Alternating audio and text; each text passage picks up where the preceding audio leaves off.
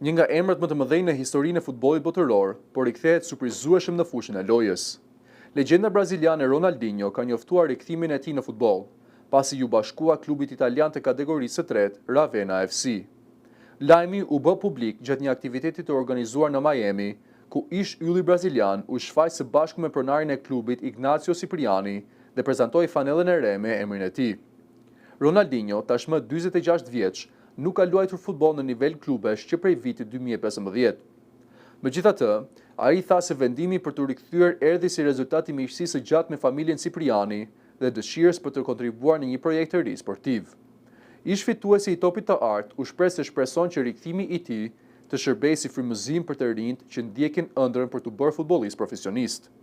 Ronaldinho konsiderohet një nga lojtarët më spektakolar që ka njohur futbolli. Ai fitoi Kupën e Botës me Brazilin në vitin 2002 dhe shkëlqeu me klube të mëdha si FC Barcelona dhe AC Milan.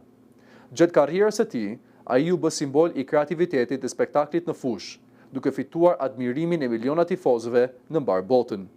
Për drejtuesit e Ravenna FC, afrimi i Ronaldinhos është një hap i madh për rritjen e futbollit ndërkombëtar të klubit dhe për tërheqjen e vëmendjes së futbolldashësve në të gjithë botën. Ndërsa shumë mendonin se karriera e tij kishte përfunduar prej kohësh, Ronaldinho po dëshmon se futbolli ende ka vend për magjinë e tij.